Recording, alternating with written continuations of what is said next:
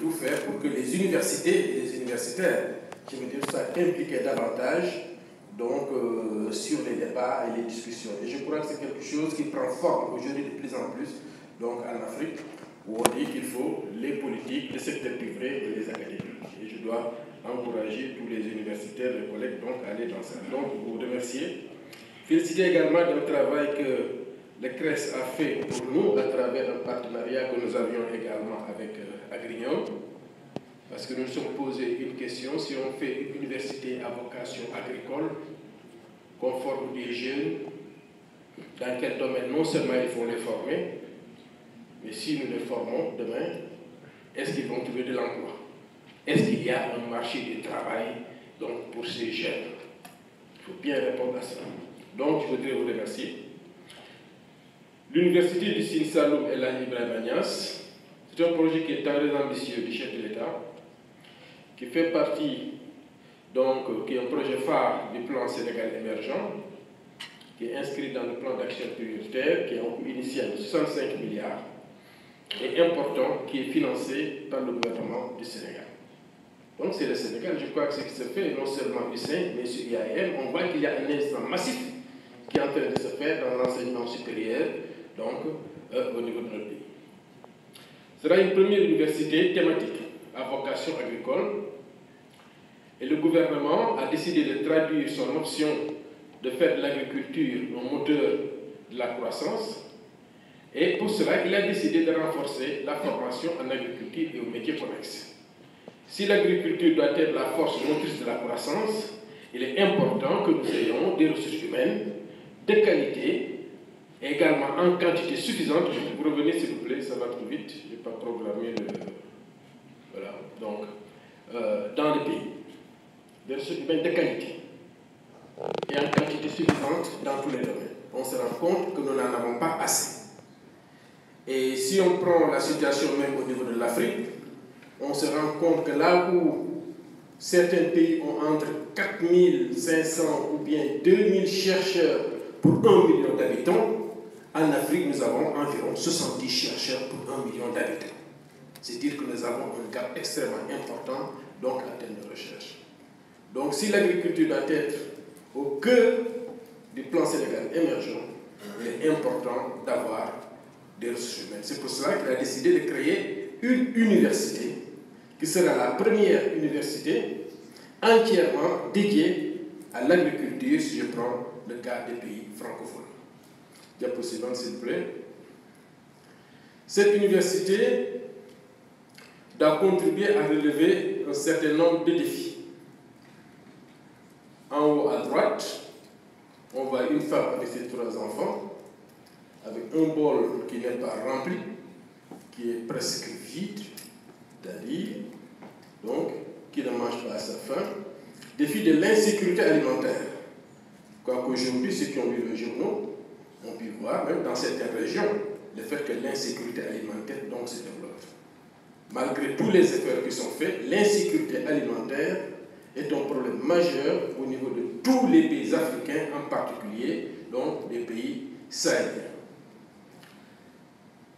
Autre défi, vous restez sur la même diapo, s'il vous plaît, je vous dirai d'avancer.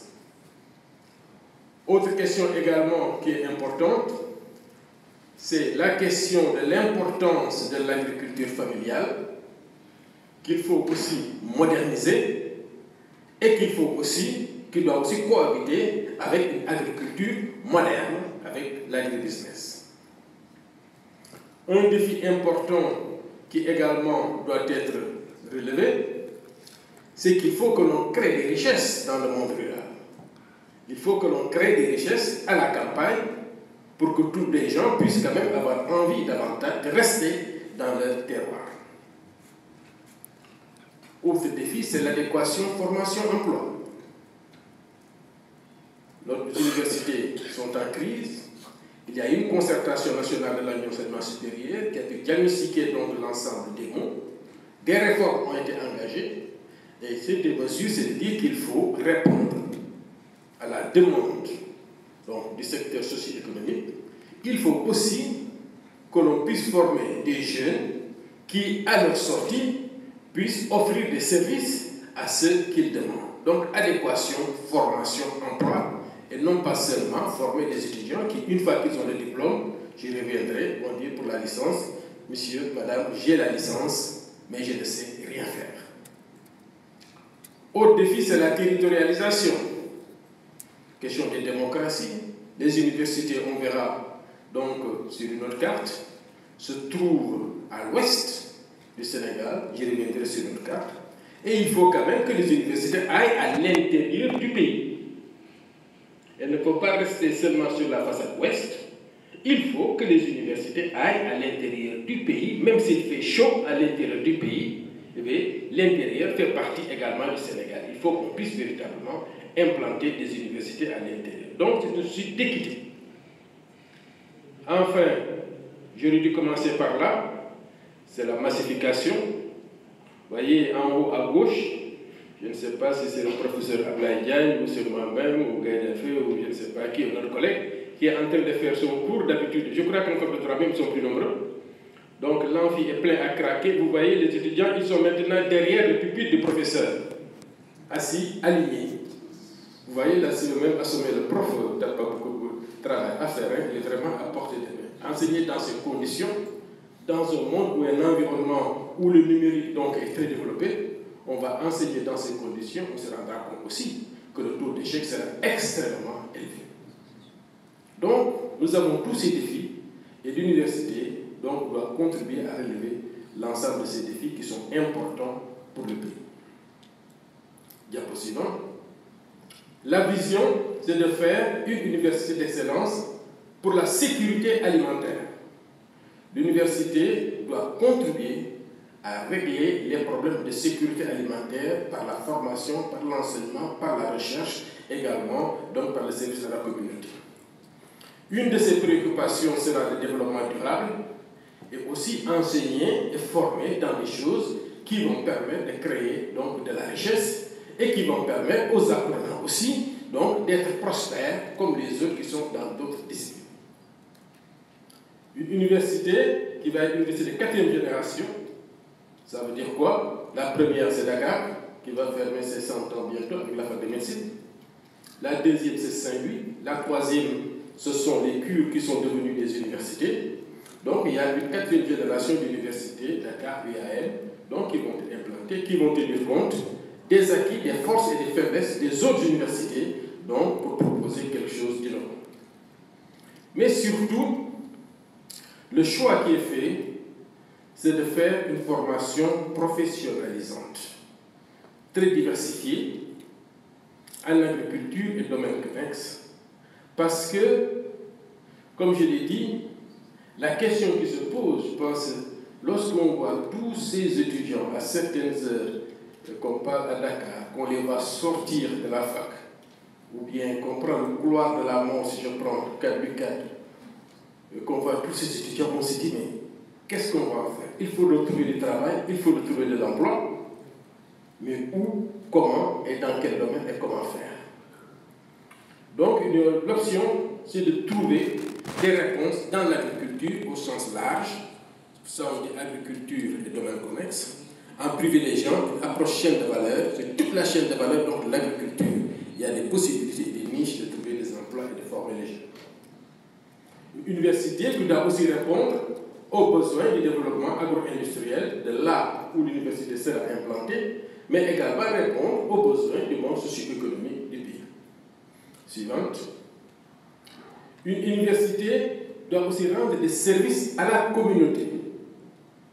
Je pense qu'effectivement, que lorsque dans une université, les effectifs sont pléthoriques, que les profs, les enseignants, ils ont près de 30-40 heures de cours, avec beaucoup de copies à corriger, comme on dit, même 3 mois pour corriger donc des copies d'examen, etc. Bon, effectivement, il est difficile pour cette université de s'intéresser aux problèmes de la communauté. Mais lorsqu'on dit aussi aux étudiants, lorsque votre pays vous donne une bourse, vous permet de faire des études, en retour, qu'est-ce que vous faites pour votre pays? Il est important qu'une commune université, lorsqu'elle est implantée quelque part, qu'elle puisse aussi rendre des services à la communauté, c'est une obligation. Des savoirs traditionnels peuvent être valorisés, et enfin, une de ces missions, je l'ai dit, sera de moderniser l'agriculture. Bien sûr, une université d'excellence, c'est une recherche. C'est la recherche de qualité. Donc l'enseignement doit être nourri par la recherche et c'est la recherche qui permettra à l'université de se positionner. Enfin, il faut innover. Il va falloir innover, oser innover dans tous les domaines et opérer donc des ruptures par rapport à ce que nous faisions avant. Comme je l'ai dit tout à l'heure, l'université sera implantée sur Kaolack, Fatick, Kaffrine, Diourbel et Toubacouta, c'est-à-dire au centre, dans le bassin arachidier. Les universités de Saint-Louis, c'est à l'ouest, il fait bon. À Dakar aussi, très agréable. À Thiès, pas loin. Ziguinchor, c'est au bord de la mer. Bon, il y a Bambey un tout petit peu qui n'est pas trop loin. Sinon, dans tout le reste du Sénégal, il y a rien. Je crois que la réforme et les mesures qui ont été prises par le ministre de l'Enseignement supérieur, donc c'est de dire qu'il faut plus d'équité. Il faut donc davantage d'universités et d'instituts supérieurs, donc professionnels, sur l'ensemble du pays. Donc la décision a été prise de mettre l'université à vocation agricole dans le Sine Saloum, dans la région centre, dans le bassin arachidier, parce que c'est là qu'il y a l'agriculture au niveau du Sénégal.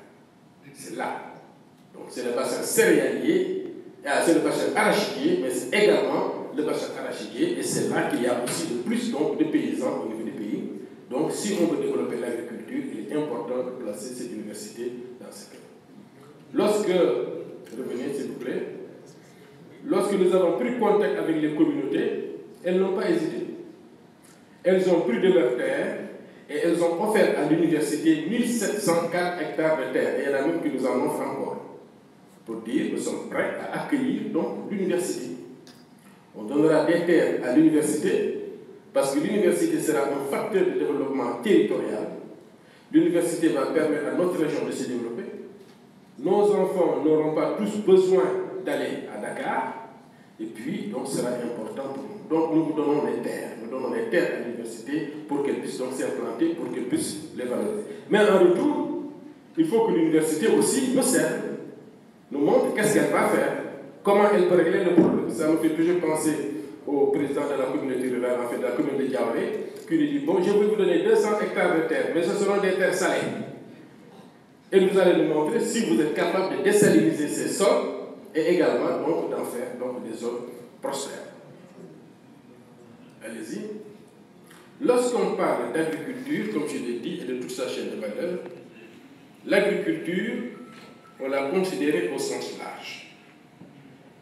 Et pour cette université, les indicatifs qui nous ont été donnés, c'est de dire on va bâtir l'université, tout d'abord, en prenant comme cadre de référence la sécurité alimentaire. Dans la sécurité alimentaire, nous avons tout ce qui concerne la disponibilité et la production agricole. Nous allons avoir tout ce qui va concerner l'accès aux aliments, la stabilité et l'utilisation. Et nous allons avoir aussi d'autres aspects liés à l'environnement, donc liés également au commerce et à l'économie, et aussi un point qui est très important, donc tout cela doit reposer sur une base fondamentale des sciences. Et les différentes unités qu'il va falloir faire, il faut les implanter. Donc, dans cette université, sera créée une UFR, unité de formation et de recherche, de production, agronomie et production végétale, qui sera implantée à Kaolack. Une UFR, gestion des ressources halieutiques, pêche, c'est le poisson, qui sera à Fatick. Une UFR, élevage et production animale, parce que c'est l'alimentation animale, donc et le lait, qui sera implantée à Kaffrine, qui est une zone, je veux dire, de transhumance.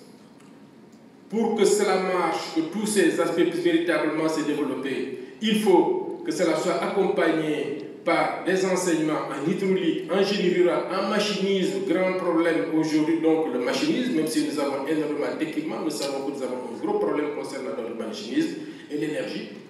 Donc, cette UFR sera implantée à Diourbel. Ces aliments, s'ils sont produits dans de bonnes conditions, s'ils sont produits d'abord, il faut veiller à leur qualité, mais surtout il faut les transformer. Donc une UFR transformation technologie alimentaire à Kaolack, qui va être couplée à une UFR, donc nutrition et alimentation, toujours sur Kaolack. Fatick étant également une zone de tourisme, c'est dit qu'on va installer une zone tourisme, hôtellerie, gastronomie. Pour ainsi dire, qu'est-ce que ça vient faire là-dedans? Parce qu'aujourd'hui, l'écotourisme est une possibilité aujourd'hui donc de valoriser un terroir. L'agrotourisme constitue une dimension très importante et on sait bien aussi que la restauration et la gastronomie, c'est également une dimension très importante pour valoriser les produits. Ensuite, il y a une UFR sciences sociales qui sera implantée donc à Kaffrine, parce qu'aussi il y a des aspects extrêmement importants, donc des sciences sociales, mais aussi la communication et autres, le conseil agro-silvopastoral, il y aura une UFR à ce niveau. L'agriculture, on demandera à certains qu'est-ce que c'est. Ils vont dire agriculture, problème du paysan à un moment, ce sera comme on dit, c'est-à-dire c'est l'économie, c'est le commerce, c'est les prix, c'est les politiques alimentaires, c'est les politiques agricoles. Donc il y aura une UFR sciences économiques et de gestion, commerce, sciences politiques, sciences juridiques et sciences politiques.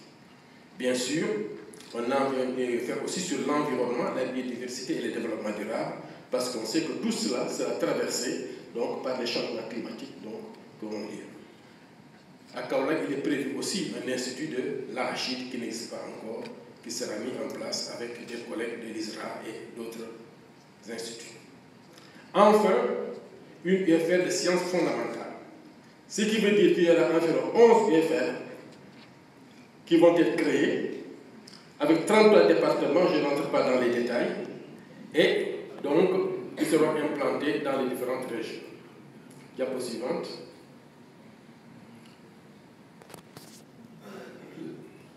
Nous avons fait une analyse regardant, donc matcher nos UFR par rapport au plan Sénégal émergent.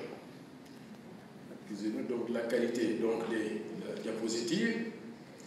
En haut, en vert, à droite, vous avez l'axe 1. Transformation structurelle de l'économie et croissance. Il y a l'agriculture, l'agroalimentaire, l'élevage, les productions animales, la pêche et l'aquaculture. On voit que par rapport à tous ces points, donc de l'axe 1, il y a des UFR donc, qui vont contribuer à atteindre les objectifs qui ont été définis au niveau de l'axe 1. Au niveau de l'axe 2 du plan Sénégal émergent, donc, nous allons voir deux points qui nous intéressent particulièrement. On voit bien concernant le capital humain, la protection sociale et le développement. Donc, il y a la nutrition et l'environnement. Enfin, concernant donc le troisième point, qui concerne la gouvernance et la territorialisation, nous avons effectivement un certain nombre d'UFR qui concernent donc le tourisme, les sciences sociales et les sciences économiques, donc et autres. Donc on voit que les différentes UFR qui sont proposées au sein de cette université sont des UFR qui sont en parfaite adéquation avec les axes stratégiques qui sont définis dans le plan Sénégal émergent. Et il y a 10 projets phares sur les 27 qui sont en adéquation avec l'offre de formation, ce qui correspond à peu près donc, à 372 000 emplois, donc sur une projection de 10 ans. Mais je reviendrai tout à l'heure. Allez-y. Pour cette université, c'est dit qu'il faut répondre. Il faut une démarche de futur. L'université doit répondre aux besoins économiques et sociaux du pays. Au départ, mettre l'accent sur le niveau L. Le niveau L, c'est les licences. C'est le premier diplôme qu'un étudiant a lorsqu'il va à l'université. Parce que les diplômes, c'est licence, master, doctorat. Lorsqu'un étudiant a la licence, étant entendu que tous les étudiants ne peuvent pas faire le master, il est extrêmement important que l'étudiant qui sort de là puisse avoir un certain nombre de compétences qui lui permettent demain de trouver un emploi ou bien lui-même de créer ses propres emplois. C'est pour cela que nous avons privilégié donc l'approche par compétence plutôt qu'une approche disciplinaire pour cette université. Et dans cette approche par compétence, il y a une forte implication des professionnels. Et puis, comme je l'ai dit tout à l'heure, il faut une très forte innovation pédagogique pour rompre avec ce qui est le passé. Allez-y. Suivante. Pour cela, des enquêtes ont été effectuées avec des professionnels, chez des professionnels du bassin arachidier, mais également dans les autres territoires du Sénégal, Ziguinchor, Linguère, Saint-Louis, Dakar. À partir de là, donc, les experts, et même certains du ministère de la fonction publique, les experts droit et autres, ils ont travaillé, ils ont écrit des référentiels métiers, en se basant aussi sur un travail qui avait été demandé à l'IPAR. Donc, l'IPAR qui a fait un premier travail pour répertorier tous les métiers qu'on peut avoir donc, dans l'agriculture. Ils ont marché avec cela et nous avons pu avoir un référentiel métier. Allez-y. Donc, il fallait identifier des compétences et des savoirs professionnels. D'abord, partir des besoins des agriculteurs et des services. Deuxièmement, justifier les métiers avec un recoupement de ce qui a été fait par l'IPAR. Troisièmement, par rapport à tous les métiers, on va les classer en familles de métiers. Et pour chaque famille de métiers, on va identifier des champs de compétences, des situations professionnelles significatives et des finalités. Diapo suivante. Donc, par rapport au référentiel métier et les compétences, nous allons avoir les situations professionnelles, voir les finalités, par rapport à l'emploi, quelles sont les responsabilités et l'autonomie, dans quel environnement de travail le diplômé va évoluer, quels sont les indicateurs de réussite, quels sont les savoirs pratiques nécessaires, quels sont les savoirs théoriques indispensables et quels sont les comportements professionnels. Donc, c'est cette approche par compétence que nous avons privilégiée, plutôt que de dire à M. Guiraud, bon, vous faites un cours pour la licence de nutrition. J'ai dit, oui, moi j'ai fait mon cours de nutrition, voilà, ça m'a posé certaines questions, il y a demandé de revenir et rabâcher donc, ce que j'avais fait donc, dans le passé. Ça nous permet de faire des choix par rapport à ce que nous allons enseigner pour ces étudiants au niveau licence. Ce travail a été fait avec nos collègues d'Avignon, qui est le consortium français donc, des grandes écoles et en France et de la recherche intrascellulaire qui nous ont accompagnés dans ce travail. Allez-y. Nous avons fait ce travail. Nous avons eu des métiers et nous avons regroupé tout cela en familles de métiers. Première famille, production et transformation, et nous avons eu 11 familles de métiers. Pour ces 11 familles, nous avons élaboré 44 et 5 familles de métiers, et pour ces 5 familles de métiers, nous avons élaboré 20 fiches de compétences. Allez-y. Pour l'économie et les services, nous avons identifié 6 familles, et pour ces 6 familles, nous avons identifié 21 fiches de compétences. Allez-y. Pour l'élevage, 3 familles pour lesquelles 13 fiches de compétences ont été élaborées. Et pour la forêt, une seule famille avec 15 fiches de compétences. Donc au total, diapo suivante, nous avons au total 113 fiches de compétences qui ont été réparties en fiches en fonction des différents secteurs. Donc voilà le tableau qui vous résume un peu ce que je vous ai dit. 44 pour la production et la transformation, 13 pour pêche et élevage, environnement 20, forêt 15, économie et services 21 fiches, au total 113 fiches de compétences. Allez-y. Nous avons retenu que pour chaque famille de métiers, puisque ce qui nous intéresse, c'est la porte d'entrée métier, ce n'est pas la discipline, c'est le métier. Donc, vous allez dire, à chaque métier, il va y avoir une licence, à peu près. Et les spécialités en L3, parce que L1, L2, qui sont des enseignements de tronc commun, en L3, donc, on va spécialiser donc, les étudiants. Allez-y. C'est ainsi qu'en L1, L2, nous allons avoir donc des troncs communs, généralement, avec un tout petit peu de spécialisation à la fin donc, de la L2, mais en L3, là nous allons avoir les spécialisations en fonction des différents métiers que nous avons ici identifiés, comme par exemple ici, pour les agroéquipements, nous avions identifié donc 4 métiers qui étaient possibles. Ensuite, après la licence, certains vont faire le master 1, ensuite le master 2, et pour cette année, puisque nous avons beaucoup travaillé sur les licences, cette année nous allons travailler sur l'offre de master et de la filière ingénieur. Allez-y. Le résultat, en gros, une trentaine de licences, dont l'offre est essentiellement basée sur le besoin, privilégiant l'approche par compétences. Les 30 maquettes de licences donc sont prêtes, avec une soixantaine de spécialisations, et les syllabus sont en train d'être réalisés par les enseignants. Allez-y. 31 licences professionnalisantes, donc c'est écrit petit, je ne vais pas insister. Donc je vais en citer certaines que je vois de loin: l'agroéquipement, l'aménagement agricole, les agrotiques, l'utilisation de l'informatique dans l'agriculture, la production de semences, la production horticole, etc. Allez-y.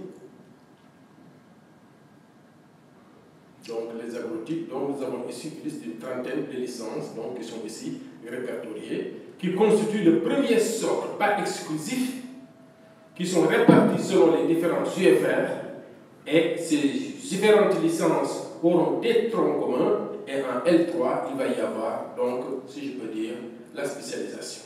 Allez-y. Continuez. Bien. Lorsque nous avons identifié les licences, et les métiers et les emplois, la question qui se posait, c'est de dire, oui, mais vous allez former ces gens-là, est-ce qu'ils vont trouver du travail? Est-ce qu'il y a des besoins? C'est à ce niveau, donc, que le CRES est intervenu. Une étude a été confiée.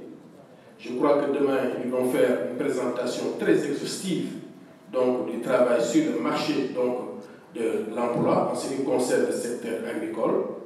Mais dans ce qui nous a intéressé, montrer qu'en 2012, nous avions environ 1286 diplômés de l'enseignement supérieur formés au métier de l'agriculture. La projection était de 16 691 en 2027. Mais en termes d'offres potentielles, et c'est là qui nous intéresse donc particulièrement, nous voyons qu'en termes de cadres supérieurs, nous avions plus de 26 000 et de cadres moyens, donc 23 000, c'est-à-dire près de 50 000. Les besoins en 2027 s'élevaient à près de 50 000 personnes qu'il faudrait former dans ce domaine pour couvrir les besoins qui sont identifiés donc, dans le plan Sénégal émergent.